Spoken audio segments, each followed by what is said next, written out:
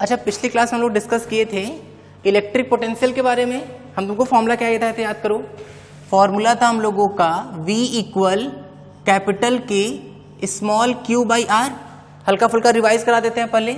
यहाँ पे ये स्मॉल क्यू क्या है, तो बोले सर ये जो स्मॉल क्यू है वो तो चार्ज के बारे में है, ठीक है। अच्छा, ये V क्या है, तो बोले सर जो ये V है ना वो तो इलेक्ट्रिक पोटेंशियल है। बोले हाँ सर, ठीक है यहाँ तक। अच्छा, ये R क्या है, तो ये R डिस्टेंस है किसका, देखो उस पॉइंट का। जैसे मान लेते हैं कि हम यहाँ पर कोई स्मॉल क्यू चार्ज रखें और इससे स्मॉल r डिस्टेंस पर कोई पॉइंट है, लेट से P, तो ये डिस्टेंस है उस पॉइंट का जहां हम लोग क्या पता लगा रहे हैं, पोटेंशियल पता लगा रहे हैं। तो ये जो R है वो है distance of the point, distance of the point from which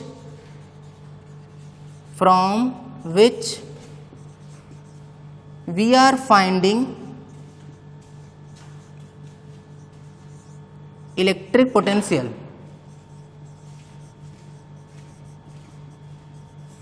ठीक है, ये उस पर्टिकुलर पॉइंट का डिस्टेंस है, distance of the point from which, नहीं फ्रॉम चार्ज या फिर पॉइंट चार्ज बोलना ज्यादा अच्छा है, ठीक है। From point charge where we are finding electric potential, ठीक है। तो देखो ध्यान से, ये यही पर है, क्या हो गया कि ये जो R है ये उस पॉइंट का डिस्टेंस है जहां पे हम लोग क्या फाइंड कर रहे हैं, बताओ, इलेक्ट्रिक पोटेंशियल फाइंड कर रहे हैं, ठीक है। किससे डिस्टेंस है, तो बोले उस पॉइंट चार्ज से डिस्टेंस है। तो यहां तक की बात हो गई थी हम लोगों की। अच्छा, हम ये डिस्कस भी किए थे कि भाई यहाँ जो Q है ना, उस Q को हम लोग विद साइन रखेंगे, चार्ज के साइन के साथ पुट करेंगे ताकि हम लोग उस पर्टिकुलर पॉइंट का क्या फाइंड कर सकें, पोटेंशियल, ठीक है। तो यहां तक की बात तो हो चुकी थी और इस पर बेस्ड हम लोग कुछ प्रॉब्लम भी डिस्कस कर लिए थे। तो अब हम लोग ना उसी से आगे बढ़ रहे हैं, देखना ध्यान से। एक मिनट, इसको गायब कर दे अच्छे से। चलो, हो गया यहां तक की कहानी। अब देखना ध्यान से भाई। अब हम थोड़ा फोकस करते हैं इस पर कि कैसे सॉल्व कर रहे थे हम लोग क्वेश्चंस को। एक क्वेश्चन हम दे रहे हैं, याद आ रहा है, हम लोग पिछले टर्म पे जो क्वेश्चन कर रहे थे उसमें हम लोग पोटेंशियल और इलेक्ट्रिक फील्ड भी साथ ही में निकाल रहे थे। तो वैसा ही क्वेश्चन दे रहे हैं, फाइंड इलेक्ट्रिक पोटेंशियल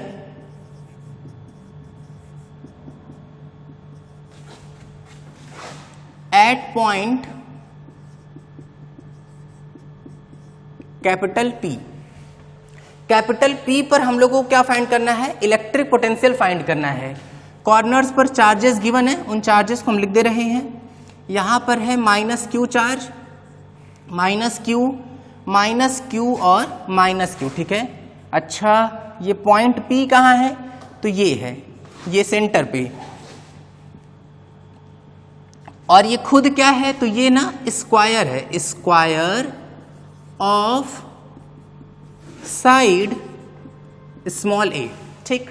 चलो ऐसा करते हैं, 1 2 3 4, तो ऐसा करते हैं 4 मिनट के लिए वीडियो रोक लेते हैं और दोनों चीज फाइंड करना है कि इलेक्ट्रिक पोटेंशियल कितना होगा और इलेक्ट्रिक फील्ड के बारे में बस इतना बताना है कि वो 0 होगा कि नॉन जीरो। ट्राई कर लो, कर लिए हैं क्या ट्राई?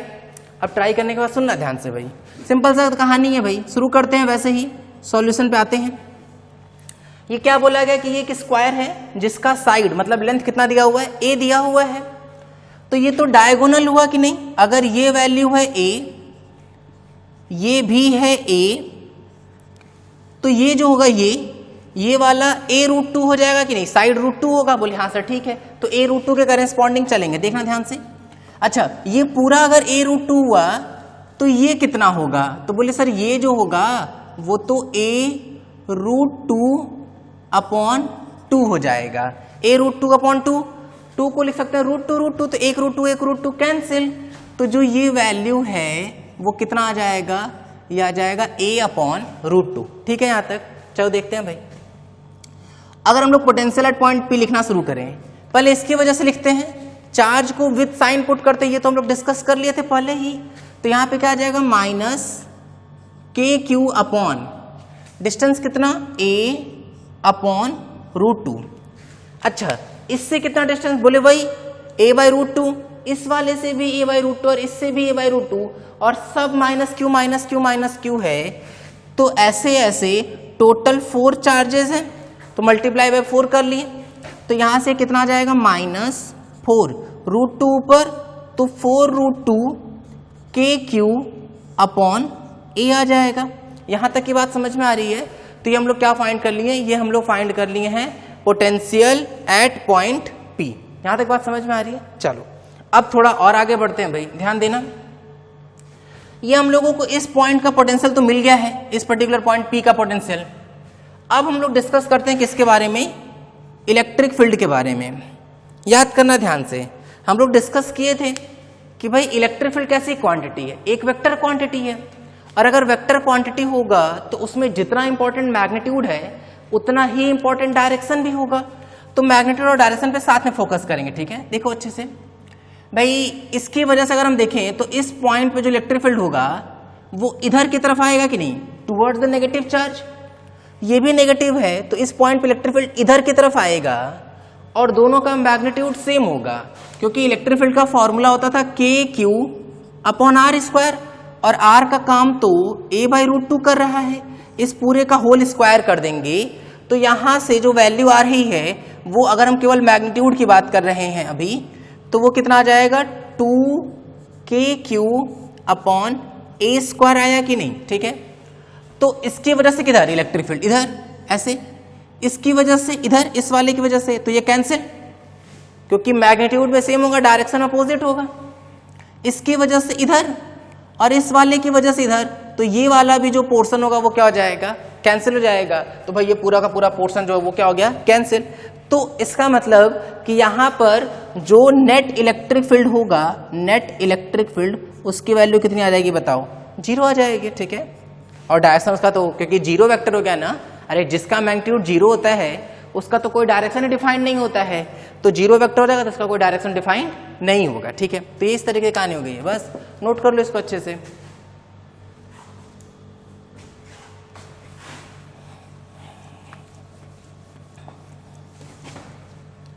अब ना कुछ स्टैंडर्ड पोटेंशियल फाइंड करते हैं। जैसे 2 स्टैंडर्ड मेन है जिसको हम लोग कई बार पढ़ते हैं, हम लोगों को कई बार उसका यूज भी करना है। एक है electric potential due to ring, ring मतलब ऐसे किनारे किनारे चार्ज होगा यहाँ पर, ठीक है? फिर पढ़ेंगे हम लोग क्या, electric potential due to disc, disc में क्या हो जाएगा, ऐसे पूरा हर जगह चार्ज रहेगा।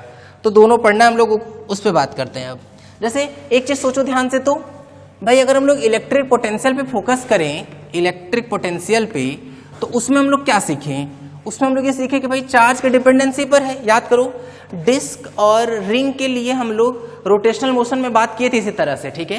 तो वैसा ही कुछ हम लोग यहाँ भी करेंगे। तो हेडिंग तरीके का लिख लो, हेडिंग टाइप का, electric potential due to a charged ring, ठीक है? Electric potential due to a charged ring. देखते हैं भाई, जैसे अगर कोई रिंग है, ठीक है, ऐसे हम रिंग बनाने की कोशिश कर रहे हैं, ऐसे मान लो, गड़बड़ हो गया क्या, हल्का फुल्का, ठीक है? ये इस तरह से कुछ,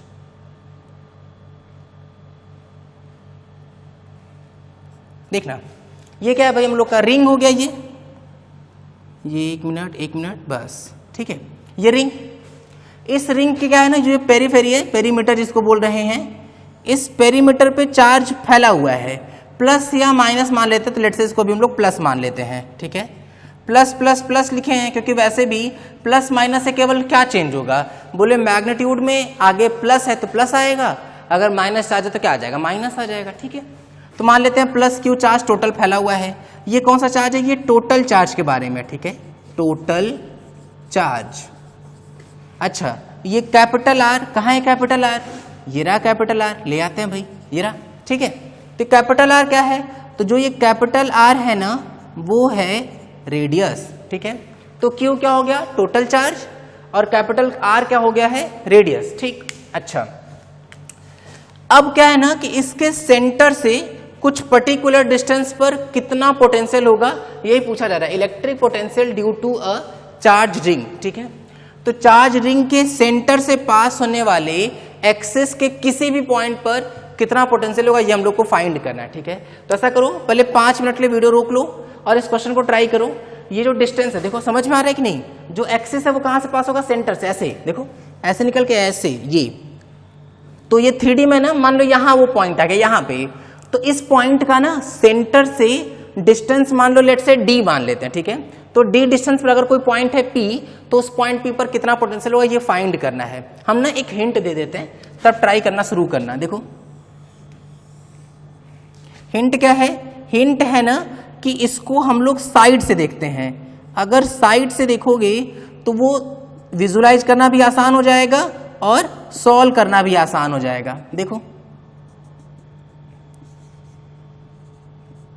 देखो ये रहा, जैसे अगर हम d डिस्टेंस पर कोई पॉइंट है, अगर हम इसको ऐसे देखेंगे, ऐसे ऐसे देख रहे हैं, जैसे हमारे ना, अगर हम ऐसे देखेंगे इसको तो हमको कैसा दिखाई देगा, हमको दिखाई देगा कि ये एक रिंग है, या इस साइड से देखो, ऐसे देखो, अगर मान लो हम इस साइड से देख रहे हैं ऐसे, तो हमको क्या दिखाई देगा कि ये एक रिंग है और यहाँ पे है पॉइंट P और ये डिस्टेंस है d। तो अगर देखो ना हम इस फिगर को यहाँ बनाएंगे तो ये फिगर ऐसा ही बनेगा कि नहीं, देखो फिर से हम देख रहे हैं ऐसे, तो ये ऐसे, ये रहा डिस्टेंस d और ये रहा पॉइंट P। तो अगर हम इसको ऐसे ले जाके यहाँ पे चिपका दे ऐसे, तो ये ऐसा ही दिखाई देगा कि नहीं, कि बोले हाँ सर देखो ये ऐसे दिखाई देगा, कुछ ऐसा मुड़ा मुड़ा सा, ये इस तरह से, और ये d डिस्टेंस पे पॉइंट P हो जाएगा। क्लियर हो रही कहानी। तो बस वीडियो रोको 5 मिनट के लिए और क्वेश्चन ट्राई करो। तो पहले ये ऑल दो हेडिंग है लेकिन इसको क्वेश्चन के फॉर्म में पहले ट्राई कर लो, एक बार कर लिए हैं ट्राई, देखना सुनना ध्यान से भाई, एकदम आसान सा क्वेश्चन है। पहले ना स्टेप बाय स्टेप चलेंगे इसमें, हम लोग सॉल्यूशन पे आ रहे हैं अब हम ना। देखना सॉल्यूशन क्या है, ये तो हेडिंग टाइप का था ही, अब इसी में आगे बढ़ रहे हैं। देखो ये रहा सेंटर, इसका सेंटर से पेरीफेरी तक गए अगर तो वो रेडियस के इक्वल चले, और रेडियस कितना था बताओ, कैपिटल R था। अच्छा थोड़ा दिमाग लगाते हैं ना भाई, पोटेंशियल का फॉर्मूला क्या है, पोटेंशियल का फॉर्मूला होता है K small q by R। अब कुछ कुछ चीजें याद करते हैं क्योंकि हम आते ये बात हम डिस्कस किए थे, इसीलिए Q क्या है, Q है चार्ज, R है उस चार्ज का उस पॉइंट से डिस्टेंस। थोड़ा दिमाग लगाओ तो एक बार, पहले इस चार्ज को पकड़ते हैं एक बार, इस चार्ज को, अगर हम इस चार्ज को देखें, अगर तुम्हें हल्का फुल्का याद हो तो ऐसा ही कुछ चीज हम लोग इलेक्ट्रिक फील्ड के भी टाइम पे डिस्कस किए थे, ठीक है, लेकिन वो कैलकुलेट करना थोड़ा टफ था। हम बताए थे ना ये बात कि वेक्टर क्वांटिटीज, फोर्स और फील्ड, उसमें ज्यादा प्रैक्टिस किए थे। क्यों ज्यादा प्रैक्टिस किए थे, इसलिए ज्यादा प्रैक्टिस किए थे क्योंकि वहां मैग्नीट्यूड भी था, डायरेक्शन भी था। पोटेंशियल में और पोटेंशियल जी में इतना ज्यादा प्रैक्टिस नहीं कर रहे हैं क्योंकि यहाँ मेन खेल है मैग्नीट्यूड कैलकुलेट करने का, क्योंकि दोनों पोटेंशियल और पोटेंशियल एनर्जी कैसी क्वांटिटी, स्केलर क्वांटिटी है, तो डायरेक्शन का खेल खेलना ही नहीं है, तो आधा लगभग काम हम लोग का कम हो जाता है, ठीक है। तो देखते हैं भाई, अच्छा इस चार्ज का इस पॉइंट से डिस्टेंस सोचते हैं। यहाँ पे चार्ज अगर कुछ भी है, लेट्स से छोटा सा चार्ज लेते हैं, कितना चार्ज ले लिया हम लोग, dq चार्ज ले लिया, ठीक है। तो इस dq चार्ज का इस पॉइंट से डिस्टेंस कितना हो बताओ, तो बोले सर ये अगर d है, ये है r, तो जो ये डिस्टेंस होगा वो कितना आ जाएगा, under root r square plus d square. आया कि नहीं, बात समझ में आ रही, बोले हाँ सर सही बात है। अच्छा एक बार ध्यान दो तो, हम समझा रहे हैं ना, देखो ये रहा रिंग, ऐसे ऐसे रिंग है, हम इसके सेंटर से d डिस्टेंस पर हैं। अब ये सोचो ये डिस्टेंस तो under root r square plus d square हो गया। अच्छा जो नीचे होगा वो भी, अरे ये तो d है, ये अभी भी r है, तो ये distance under root r square plus d square होगा कि नहीं। जो पीछे है यहाँ पे ये भी d और r, तो ये भी under root r square plus d square. जो यहाँ है d और r, तो ये भी under root r square plus d square. तो सारे के सारे चार्ज इस पॉइंट से सेम डिस्टेंस पे होंगे, कितना, बोले यही under root r square plus d square. चाहे हम यहाँ का चार्ज लें, चाहे यहाँ का चार्ज लें, चाहे पीछे वाला चार्ज लें। बात समझ में आ रही है, 3D में है, थोड़ा बहुत तुम्हें अच्छे से सोचना पड़ेगा इस चीज को, ठीक है। अच्छा तो भाई यहाँ तक हम लोग को डिस्टेंस का डिस्कशन हो चुका है। तो बस पहले हम लोग ना छोटे से चार्ज की वजह से इस छोटे से चार्ज की वजह से छोटा सा पोटेंशियल लिख रहे हैं, इसलिए डी लगा दिए ना। तो के छोटा सा चार्ज तो डी क्यू, डिस्टेंस कितना बोले under root R square plus D square. पूरे के लिए क्या कर देंगे, इंटीग्रेट कर देंगे। अब जो जो कांस्टेंट है पहले बाहर भगा देते हैं, तो यहां से आ जाएगा DV K upon under root R square plus D square, क्योंकि न तो रेडियस बदल रहा है और न ही उस पॉइंट का डिस्टेंस बदल रहा है रिंग से। तो जो भी वेरिएबल अंदर बचा जो डी के साथ है, पहचाने का क्या तरीका था हम बताए भी थे ये भी बात, कि जो डी के साथ है वो वेरिएबल है। तो कौन वेरिएबल है, क्यू। अच्छा क्यू की वैल्यू कहां से कहां तक, बोले 0 से स्मॉल क्यू तक। अरे टोटल चार्ज तो स्मॉल क्यू ही है ना भाई। जब कोई चार्ज ही नहीं होगा तो पोटेंशियल भी नहीं होगा। जब कुल चार्ज ले लेंगे तो पोटेंशियल एट पॉइंट पी आ जाएगा कि नहीं। बस डीवी का integration V upper limit minus lower limit, तो VP minus 0 equal K upon under root R square plus D square. D Q का इंटीग्रेशन क्यू, अपर लिमिट भी क्यू, लोअर लिमिट कितना 0।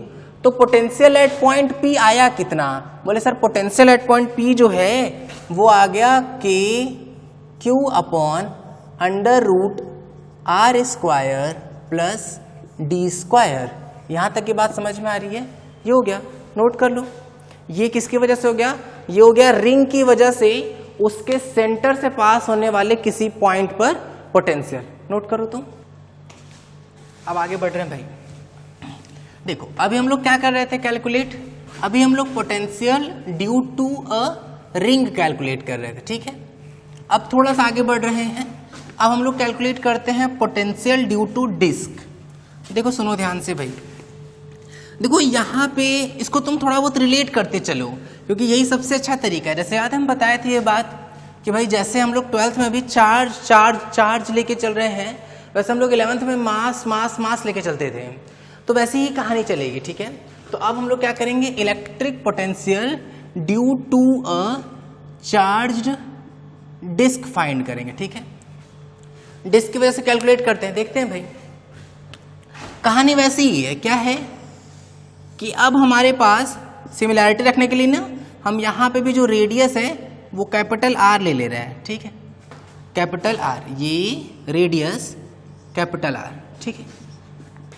अच्छा याद करो तो रिंग के केस में हम लोग क्या डिफाइन करते हैं, लैम्डा सिग्मा की रो। याद करो कहानी। लैम्डा क्या होता था, लैम्डा होता था लीनियर चार्ज डेंसिटी, सिग्मा क्या होता था सरफेस चार्ज डेंसिटी, और रो क्या होता था वॉल्यूम चार्ज डेंसिटी। नाम से हम लोग को समझ के रखना पड़ेगा। जैसे जब हम लोग रिंग बनाए थे तो चार्ज हम लोग केवल उसके पेरीमीटर या पेरीफेरी उसके पर ही माने थे। अब जो डिस्क है उस पर हम लोग चार्ज उसके एरिया में मान रहे हैं। ऐसे ही अगर सॉलिड स्फीयर होता, सॉलिड स्फीयर अंदर भी जिसके होता, तो उस केस में जो आवेश होता वो पूरे वॉल्यूम में फैला हुआ होता, चार्ज होता जो। इसका मतलब कि लैम्डा तब डिफाइन करते हैं जब किसी लाइन पर फैला हुआ हो, मतलब रिंग। सिग्मा तब डिफाइन करते हैं जब उसके एरिया पर फैला हुआ हो। रो तब डिफाइन करते हैं, मतलब वॉल्यूम चार्ज डेंसिटी तब डिफाइन करते हैं जब चार्ज जो उसके वॉल्यूम में फैला हुआ हो। तो यहाँ पे इसके सरफेस पर फैला हुआ है, तो यहाँ हम लोग क्या डिफाइन करते हैं, सिग्मा सरफेस चार्ज डेंसिटी, ठीक है। अच्छा अब किसी बच्चे के दिमाग में ये आ सकता है कि सर पिछले वाले केस में, रिंग वाले केस में तो आप लैम्डा की बात किए ही नहीं थे। बिल्कुल कर सकते थे, वहाँ हम चार्ज के टर्म में लेके आए, उसको हम लोग लैम्डा के टर्म में ला सकते थे। देखो हम बता देते हैं कैसे। ये यहाँ का पोर्शन नहीं है, वो हम रिंग वाले का बता रहे हैं ना, तो उसको रिंग वाले में लिख लेना। देखो ध्यान से, अगर हम लैम्डा की बात करें, लैम्डा क्या होता है, total charge upon total length. Total charge है कितना बताओ, टोटल चार्ज था Q, टोटल लेंथ कितना था 2 पाई r। अरे जो पेरीमीटर है उसका तो टोटल लेंथ अगर हम उसको कट करके से सीधा कर दें तो उसका जो लेंथ आएगा वो 2 पाई r ही आएगा कि नहीं, ठीक है। तो लैम्डा इक्वल क्या हो जाएगा, Q अपॉन 2 पाई r।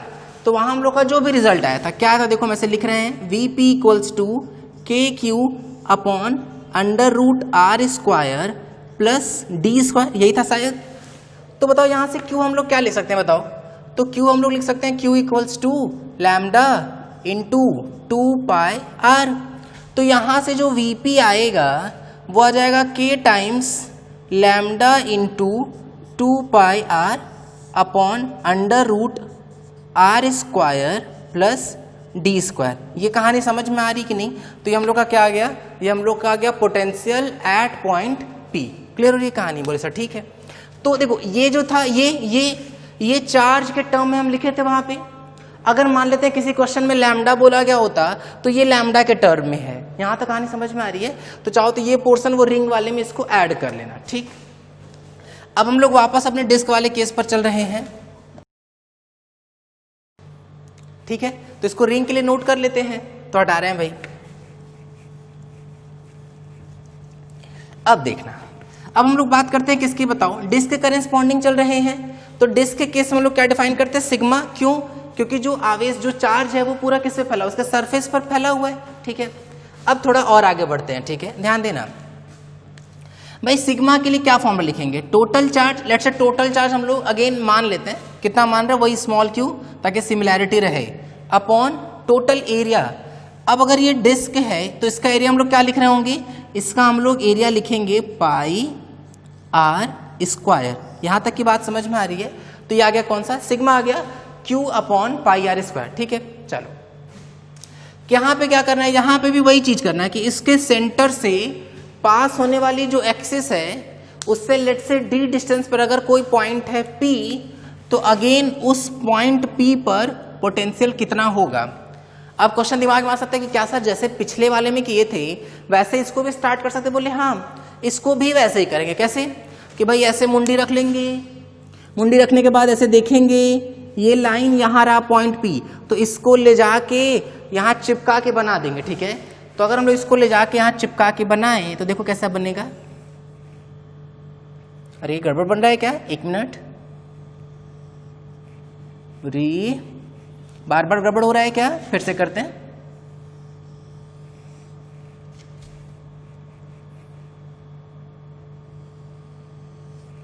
बस हो गया, ठीक है, ऐसे ही फाइनल करते हैं। अच्छा, ये इस तरह से कुछ हुआ।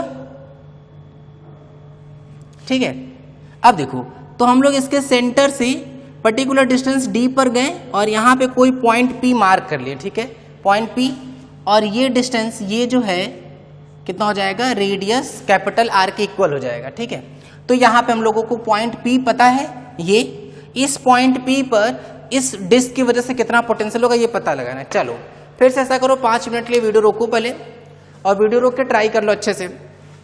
देखो जो 2 कराए हैं ना वो इंपॉर्टेंट है, सक्सेसिव कराने का रीजन है। जब याद करो, हम लोग जब रोटेशनल मोशन पढ़ रहे थे 11th में, तो वहां पे भी हम लोग जब मोमेंट ऑफ इनर्शिया कैलकुलेट करते थे तो ऐसे ही करते थे।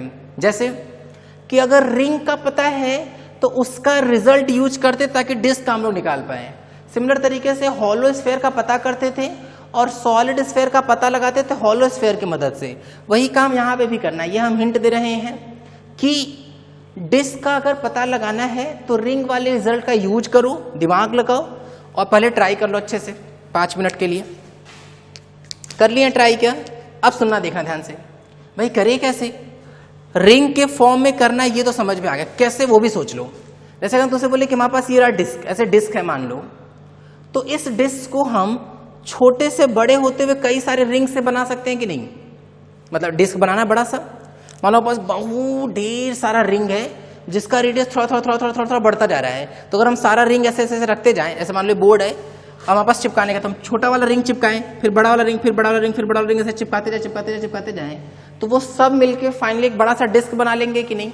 तो वही चीज हम लोग को यहाँ यूज करना है। ठीक है, देखो कॉन्सेप्ट पे आते हैं। क्या करेंगे, यहां से एक्स पे जाएंगे, एक्स पे, ठीक है, और एक छोटा सा रिंग कट करेंगे, छोटा सा रिंग। ठीक है, अब ये रिंग दिख नहीं रहा है तो इस रिंग को क्या करेंगे बताओ, जूम करेंगे। कितने टाइम्स जूम कर लेते हैं? 8 टाइम्स जूम कर लेते हैं, दिख जाएगा। ठीक है, किए क्या है, किए हैं कि एक्स पे जाके एक छोटा सा dx विड्थ का, dx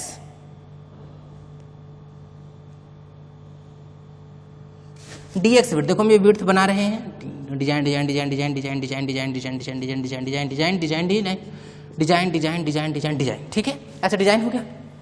अब इससे क्या किए हैं, इससे d डिस्टेंस पर कोई पर्टिकुलर पॉइंट हो गया हम लोग का p। अब सोचो अगर ये dx बहुत छोटा होगा तो ये हम लोगों को रिंग जैसा दिख रहा है कि नहीं दिख रहा है, लेकिन एक्चुअली में इसका कुछ ना कुछ तो थिकनेस है। इसको सामने से देखते हैं एक बार, ठीक है। अगर हम इस चीज को सामने से देखें तो हम लोग को देखना कैसे दिखाई देगा, अरे ये ना सर्कल का इशू है लग रहा है, ये ऐसे,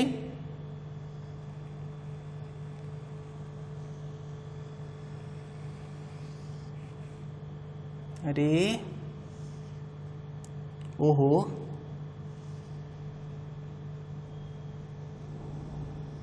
हाँ ठीक है, अब ये फाइनल हो गया भाई। देखो तो ये हम लोग का विड्थ बन गया भाई, इसको विड्थ को हम लोग सेट कर देते हैं, तो ये सेट कर दिए इस पोर्शन को, ये हो गया x और ये जो विड्थ है वो कितना है dx। अब ख्याल करो इसका जो एरिया होगा dA वो कितना आएगा 2 पाई x इंटू dx आएगा क्या। ये हम लोग कई बार डिस्कस किए हुए, इसका एरिया निकालना है। कैसे निकालते हैं हम हल्का सा फिर से बता दे रहे हैं कि अगर यहां से हम इसको कट करते हैं, कट करके अगर हम सीधा कर दें, सीधा देखो अगर हम उस चीज को ऐसे कट करके सीधा कर दें तो देखो ना ये ऐसे बनेगा कि नहीं, ये इस तरह से कुछ, और कट करके सीधा करने के बाद इसका जो लेंथ आएगा वो कितना आ जाएगा 2 पाई x, और जो विड्थ होगा, विड्थ ये विड्थ है कितना, बोले ये विड्थ तो सर dx है, तो देखो ना जो एरिया होगा वो लेंथ इंटू विड्थ हो जाएगा कि नहीं, तो एरिया आ गया। फायदा क्या हुआ इससे, इससे सबसे बड़ा फायदा ये हो गया कि हम लोग को अब चार्ज मिल जाएगा। देखो कैसे भाई, अगर हम सिग्मा का फॉर्मूला लिखें तो total charge upon total area होता है, इसका एक और फॉर्मूला होता है छोटा सा चार्ज अपॉन छोटा सा एरिया। तो अगर हम लोग यहां से dq लिखें, dq तो वो सिग्मा इंटू छोटा सा एरिया हो सकता है कि नहीं। अभी फिलहाल सिग्मा के टर्म में बात करते हैं पूरा पूरा, ठीक है। लास्ट में अगर हम लोग को q के टर्म में चाहिए होगा तो हम सिग्मा को इससे रिप्लेस कर देंगे, काम हो जाएगा। चलो तो सिग्मा इंटू छोटा सा एरिया आया कितना 2 पाई x इंटू dx। यहां तक की कहानी समझ में आ रही है, शुरू करते हैं भाई। जो फालतू की चीजें उनको हटा रहे हैं, हट नहीं रहा है, रुक जाओ, अब तो हटेगा ही, ठीक है। तो ये वाला पोर्शन जो है वो हम हटा दिए। अब ध्यान देते हैं भाई, छोटा सा एरिया पता है हम लोगों को, अब इसका पूरा चार्ज मिल गया। अब ये बताओ ये रिंग हो गया कि नहीं, तो हम इस छोटे से चार्ज की वजह से एकदम आराम से पोटेंशियल लिख सकते हैं। देखना कैसे, तो ये छोटा सा पोटेंशियल भी आएगा, क्या आएगा वो देखना, k dq, अरे जो रिजल्ट था रिंग के लिए वही तो यूज करेंगे ना। अब r का काम कौन करेगा, यहाँ पे r का काम तो ये x करेगा, तो आ जाएगा कितना x square plus d square, यही तो आया था। अब याद करो रिंग के केस में यहां था r, तो r स्क्वायर था, ये तो d वही है तो d स्क्वायर ही रहेगा, ठीक है। अब इसको हम लोग कर देते हैं इंटीग्रेट, ठीक है। अभी लिमिट नहीं रखते हैं, अभी देखते हैं पहले कि क्या किस टर्म में लिमिट आएगा, ठीक है। तो यहां हो जाएगा d v dq, छोटे से चार्ज की वजह से जो जो चीजें कांस्टेंट उसको बाहर कर देते हैं, k बाहर। लेकिन ऐसे सोचो x तो हम लोग अपने मन से माने कि नहीं, तो x तो छोटा बड़ा कुछ भी हो सकता है, तो x वेरिएबल है इसीलिए वो इंटीग्रेशन के अंदर ही रहेगा। अच्छा dq का मान तो हम लोग कैलकुलेट कर चुके हैं, रखते हैं एक बार, कितना आ जाएगा 2 pi sigma x into D X upon under root X square plus D square, ठीक है यहाँ तक। अच्छा ये जो 2 पाई सिग्मा है इसको बाहर भगा देते हैं, तो 2 पाई के सिग्मा बाहर, अंदर बच गया x dx upon under root X square plus D square, सही है। अब हम लोग लिमिट पुट कर सकते हैं, क्योंकि अब अंदर जो है वो वेरिएबल केवल x दिखाई दे रहा है। यहाँ प्रॉब्लम थी इसलिए नहीं पुट कर रहे थे, क्योंकि x भी बदल रहा था, q भी बदल सकता था। यहाँ तो केवल x वेरिएबल दिख रहा है, बाकी सब चीजें बाहर हो चुकी हैं। तो अब हम लोग ध्यान देते हैं, x x की वैल्यू, बोले मिनिमम वैल्यू कितनी, 0, क्योंकि कम से कम 0। अगर हमको पूरा डिस्क कवर करना है तो x की वैल्यू 0 से लेके कैपिटल R तक रखेंगे। तो ये लिमिट कहाँ से कहाँ तक, 0 से कैपिटल R तक। ठीक है, इन चीज़ों को हटा रहे हैं आप। अब हम लोग इस पे आ गए भाई। अब ध्यान देना एक बार, 2 पाई के सिग्मा तो हो चुका है, तो 2 पाई के और सिग्मा तो बाहर ही चल रहा है। अब अगर हम लोग इस पे ध्यान दें, x dx upon under root X square plus D square पे, इसका इंटीग्रेशन तो नहीं आ रहा हम लोगों को, तो अब क्या किया जाए। तो देखो इसके लिए ना दिमाग लगाना पड़ेगा अच्छे से। क्या करेंगे, सोचते हैं एक बार। वही एक्स्ट्रा पोर्शन हम हटा दे पहले।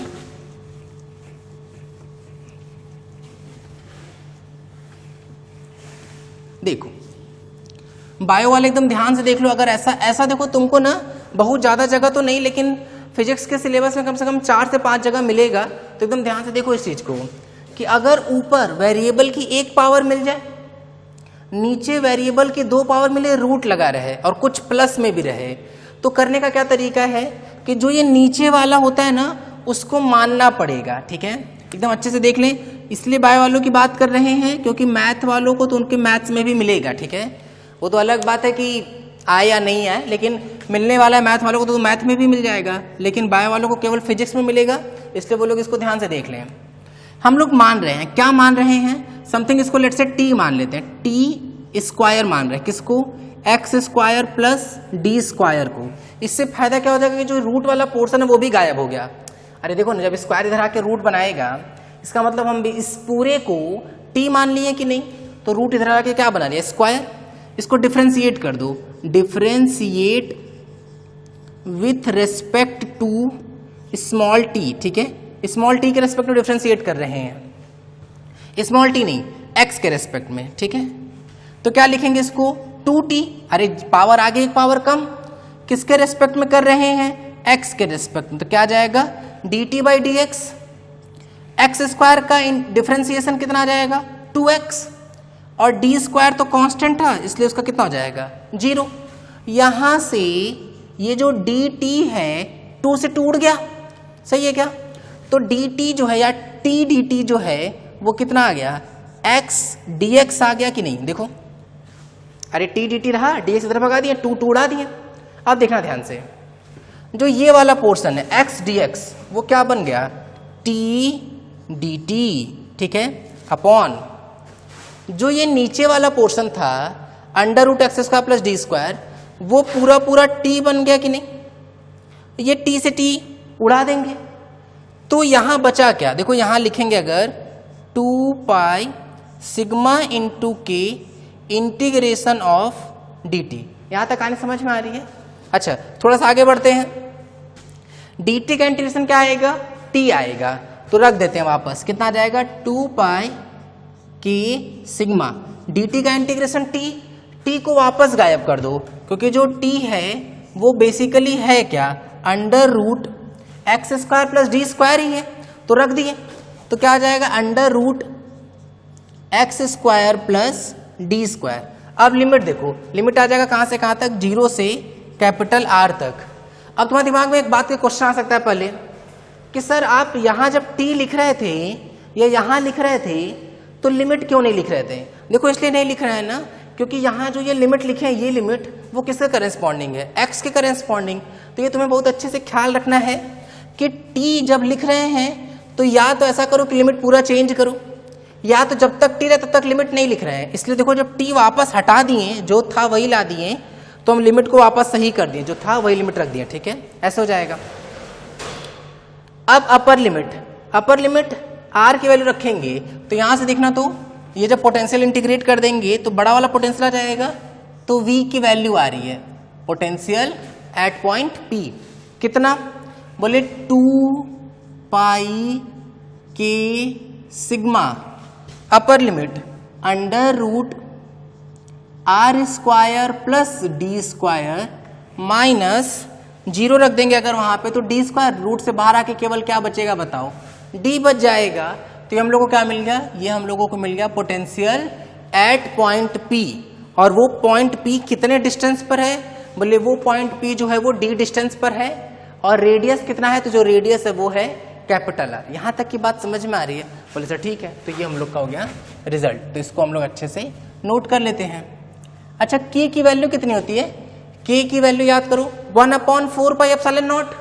तो 2 पाई से 4 पाई जब कट करेंगे तो इसका एक और रूप आ जाएगा। कितना आएगा देखो, सिग्मा अपॉन 1/4 पाई, 2 पाई से कटा तो 2 और फिर एप्सिलॉन नॉट। तो sigma by 2 epsilon not under root R square plus D square minus D आ जाएगा। ठीक है, तो ये वाली बात भी नोट कर लो अच्छे से। तो ये हम लोग का आ गया potential at point P।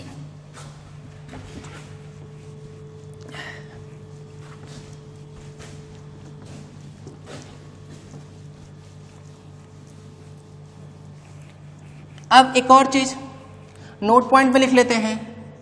Note point पे potential at center of disc. अगर हम लोग को पोटेंशियल निकालना है किस पर? डिस्क के सेंटर पर निकालना है। तो भाई ये कब की सिचुएशन थी? बोले सर ये तो तब की सिचुएशन है जब ये है हमारा डिस्क और इस डिस्क के सेंटर से कितने डिस्टेंस पे? d डिस्टेंस पर कोई पॉइंट है P तब। और यहाँ पे ये r क्या है? r तो रेडियस है और सिग्मा इसका सरफेस चार्ज डेंसिटी है। ठीक है, अच्छा तो अगर हम लोग को सेंटर पे आना है तो d को 0 रखना पड़ेगा। इसका मतलब ये हो जाएगा कि d की वैल्यू कितनी रखनी पड़ेगी बताओ? 0। तो वहां से पोटेंशियल एट सेंटर कितना आएगा?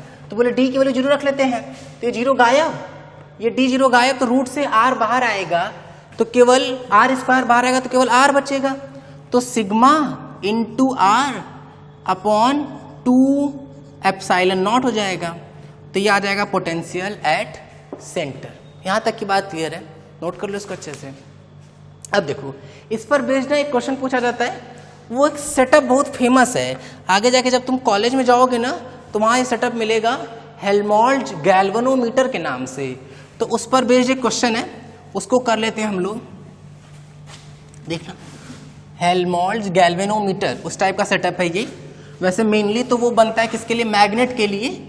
लेकिन लगभग जब तुमको वो प्रैक्टिकल मिलेगा तो तुम वहाँ समझ जाओगे कि हम इसी हेल्महोल्ट्ज गैल्वेनोमीटर की बात कर रहे हैं। ठीक है, उसमें होता क्या है कि उसमें ना 2 किनारे किनारे रिंग लगे होते हैं, रिंग रहता है और उसमें ऐसे बीच में मैग्नेटिक नीडल को हम लोग ऐसे आगे पीछे घुमा सकते हैं। लेकिन हम क्या कर रहे हैं ना कि यहाँ पर हम लोग रिंग को न लेके हम लोग क्या ले रहे हैं? डिस्क ले रहे हैं। ठीक है, डिस्क।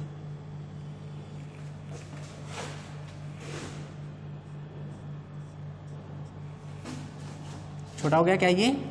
रुक जाओ।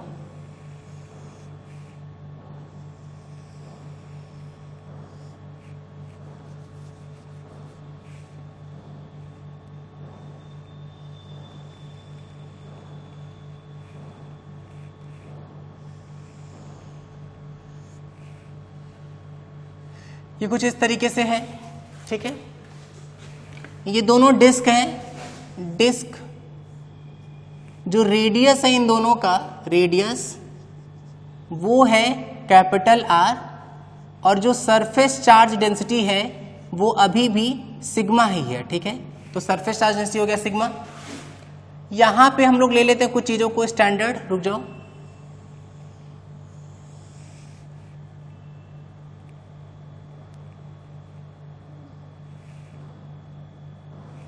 देखना ध्यान से। ये पॉइंट ठीक है, सिग्मा दिया हुआ, इसका मतलब निश्चित तौर पर ये क्या है?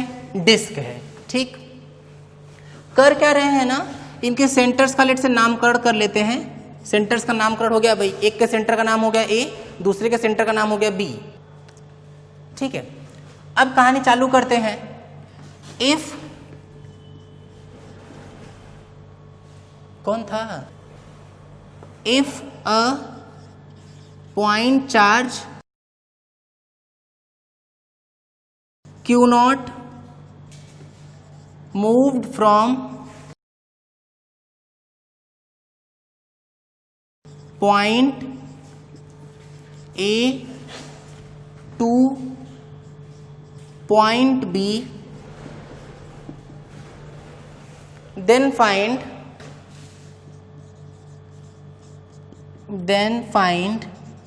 work done in this process,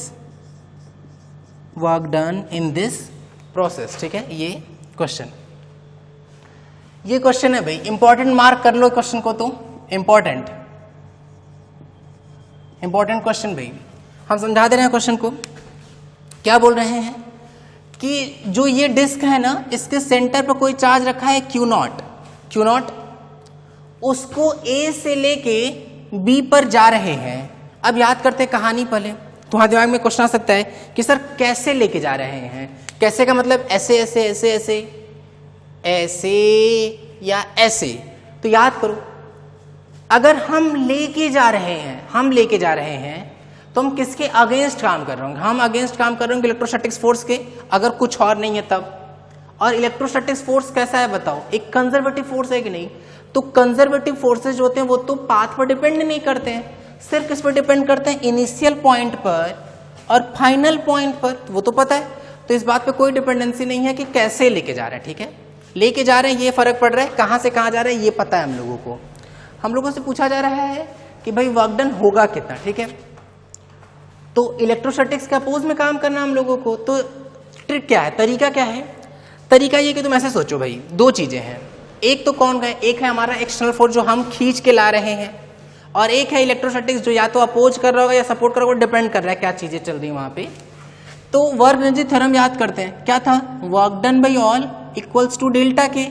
और हम ये बहुत शुरू में सिखाए थे कि अगर काइनेटिक एनर्जी की बात नहीं करेंगे इसका मतलब कि ये प्रोसेस बहुत स्लो किया गया होगा। तो दो चीजें हैं, work done by electrostatics plus work done by external. Kinetic energy में कोई चेंज नहीं, इसलिए जीरो। तो हम लोग करेंगे क्या? अगर हम लोगों को वर्क डन बाई एक्सटर्नल पता लगाना है, जो कि यहाँ पता लगाना है। अब ये भी क्वेश्चन आ सकता है दिमाग में कि सर ये कैसे पता चल रहा है कि यहाँ एक्सटर्नल बोल रहे हैं? कुछ नहीं बोल रहा है तो एक्सटर्नल ही समझ के चलेंगे हम लोग, ठीक है।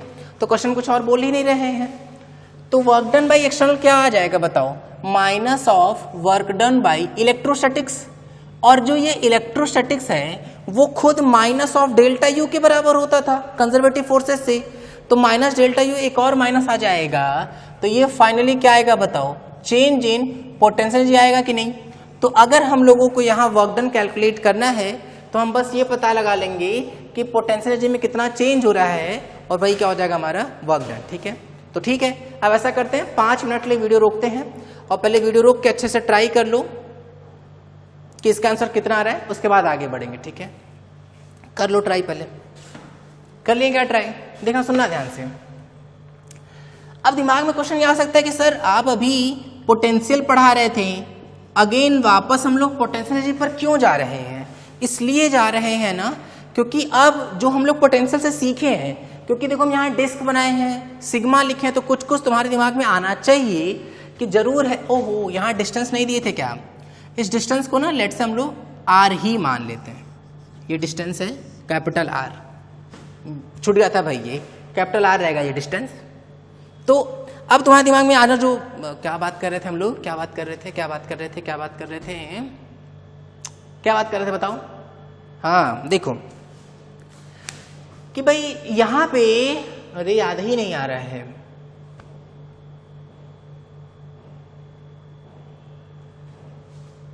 हाँ, कि यहां बताने का रीजन क्या था? यहां बताने का रीजन ये है कि अभी हम लोग पोटेंशियल पढ़ के आए ना, तुम देखो एकदम सिमिलर तरीके की चीज है। देखो, जब ये इस पॉइंट ए पर है तो क्या हम लोग इसकी वजह से, इस डिस्क की वजह से यहां का पोटेंशियल पता लगा सकते हैं? इसकी वजह से यहां का पोटेंशियल पता लगा सकते हैं। जब ये चार्ज यहां होगा तो इसकी वजह से इसका पोटेंशियल पता लगा सकते हैं। कैसे? क्योंकि अब हम लोग डिस्क का डिस्कस करके आ रहे हैं कि उसके सेंटर पे कितना होता है पोटेंशियल, या उसके सेंटर से कुछ पर्टिकुलर डिस्टेंस पर कितना होता है पोटेंशियल, ये सब हम लोग पता लगाए हैं, ठीक है। तो उसके थ्रू ये कैलकुलेट करना थोड़ा आसान हो जाएगा। तो सॉल्यूशन पे क्या लिखेंगे? वर्क डन बाई एक्सटर्नल किसके इक्वल? डेल्टा यू के इक्वल।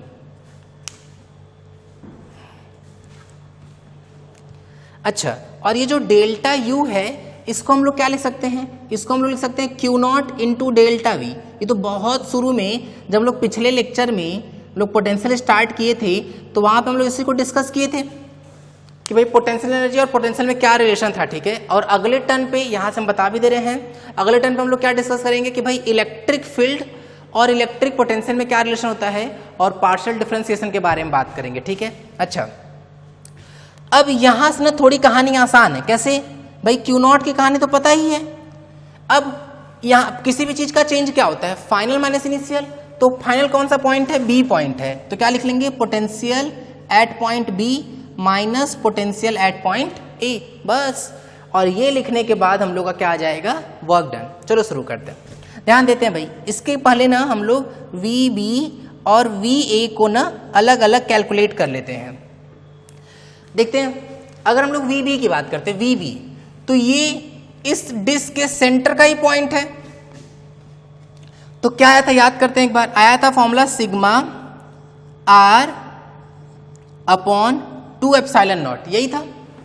इसकी वजह से अगर हम लोग देखें तो यहां पे आ जाएगा sigma upon 2 epsilon nought bracket में under root R square plus D square. और ये डी खुद कितना है, बोले ये डी भी आर ही है तो ये भी आर स्क्वायर, फिर माइनस अब क्या था, फिर ये डी था तो डी की वैल्यू कितनी है, डी की वैल्यू है आर, सही है। फिर यहाँ के करेस्पॉन्डिंग हम लोग चले यहाँ के हिसाब से, तो यहाँ के लिए लिखेंगे तो कितना आएगा, सिग्मा आर, क्योंकि अब ये इसका सेंटर हो जाएगा तो sigma R upon 2 epsilon naught, सही है। और इसके लिए ये सेंटर से दूर का पॉइंट बनेगा कितना, sigma upon 2 epsilon not under root R square plus R square minus R, यही आएगा। वी बी और वी ए अगर बहुत सही से देखना तो ये पूरा सेम है, तो वी बी और वी ए तो सेम हो जाएगा तो कैंसिल हो जाएगा, और कैंसिल होकर कितना आ जाएगा, 0। तो जो एक्सटर्नल वर्क डन है वो कितना आएगा, 0।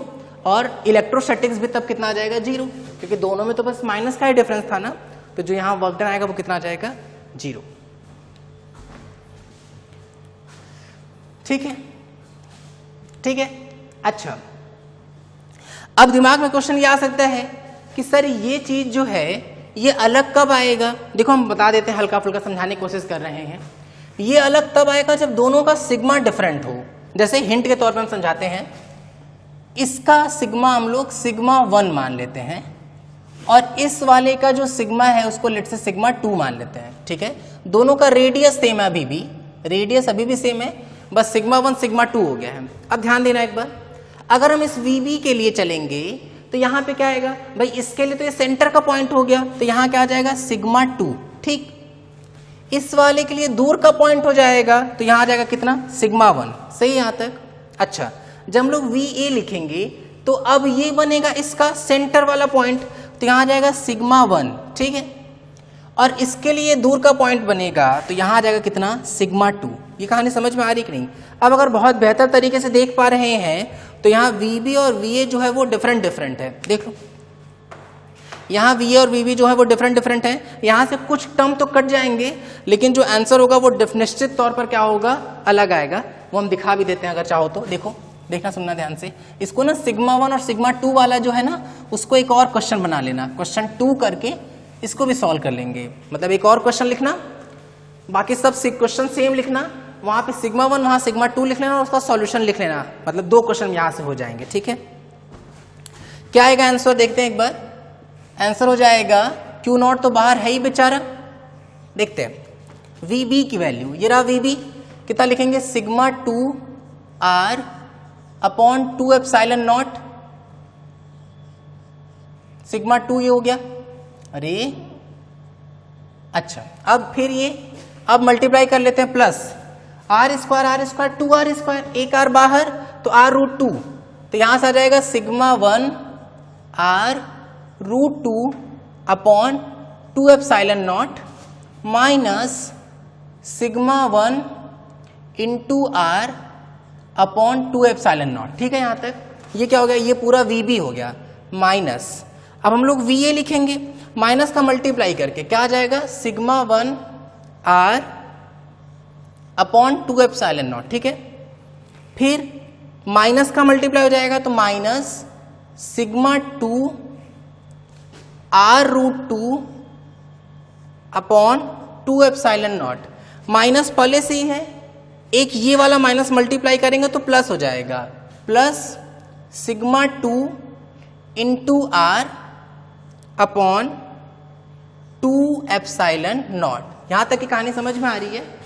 अच्छा, कोई टर्म कट नहीं रहा है भाई, ये टर्म डबल हो जाएगा 2 टाइम्स, तो ये यहां से गायब और ये 2 गायब, ये दोनों भी जुड़ जाएंगे तो ये यहां से गायब और ये 2 गायब हो जाएगा, ठीक है। इन दोनों में से कुछ चीजें कॉमन, उसको कॉमन ले लेते हैं, तो क्या कॉमन हो जाएगा यहां से प्लस में r√2 upon 2 epsilon not common हो जाएगा, और जो बच रहा है वो क्या है, सिग्मा 1 माइनस सिग्मा 2, तो ये पोर्शन यहां से पूरा पूरा गायब।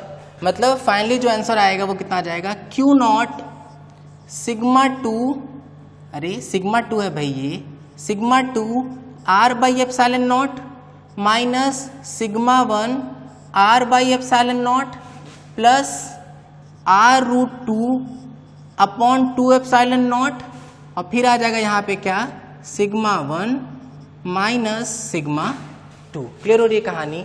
ये इस चीज को नोट कर लो अच्छे से। ये आ गया हम लोग का पोटेंशियल, नहीं पोटेंशियल नहीं, ये आ जाएगा क्या हम लोग का, work done from A to B।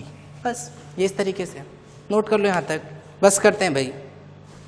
देखो इस लेक्चर में तुमको क्या क्या कवर करवा दिए हैं। इस लेक्चर में हम लोग एक क्वेश्चन किए जहां हम लोग ये पता लगाए कि किसी कॉर्नर्स पे जो हम लोग पिछले टर्म पे चल रहे थे उसी को कंटिन्यू किए हैं, पोटेंशियल पता लगाए और इलेक्ट्रिक फील्ड के बारे में पता लगाए हैं कि वो जीरो होगा कि नॉन जीरो होगा। फिर पोटेंशियल ड्यू टू रिंग और potential due to disc find के इंपॉर्टेंट दोनों प्रूफ थे। फिर उस पर बेस्ड 2 प्रॉब्लम कराए हैं। नेक्स्ट टाइम पे हम लोग मिलेंगे तो हम लोग वहां पढ़ेंगे कि इलेक्ट्रिक पोटेंशियल और जो इलेक्ट्रिक फील्ड होता है उनमें आपस में क्या रिलेशन होता है। फिर उसके क्वेश्चंस करेंगे क्योंकि एचसी वर्मा भी कुछ क्वेश्चन है, और फिर हम लोग क्या करेंगे सॉल्व वहां से, फिर हम लोग सीखेंगे उसमें पार्शियल डिफरेंशिएशन कैसे करते हैं, ठीक है। क्योंकि सोचो इलेक्ट्रिक पोटेंशियल कैसी क्वांटिटी है, स्केलर क्वांटिटी है, और जो इलेक्ट्रिक फील्ड है वो कैसी क्वांटिटी है, वेक्टर क्वांटिटी है। तो वो हम लोग के लिए बहुत इंपॉर्टेंट बन जाएगा कि किसी स्केलर से किसी वेक्टर में कैसे जाएंगे और किसी वेक्टर से किसी स्केलर में कैसे जाएंगे, ठीक है। चलो बस करते हैं यहाँ तक। Thank you. वीडियो पसंद आया तो इस वीडियो को लाइक करें, हमारे चैनल फिजिक्स बिहाइंड एवरीथिंग को सब्सक्राइब करें और इस चैनल को सभी के साथ शेयर करें।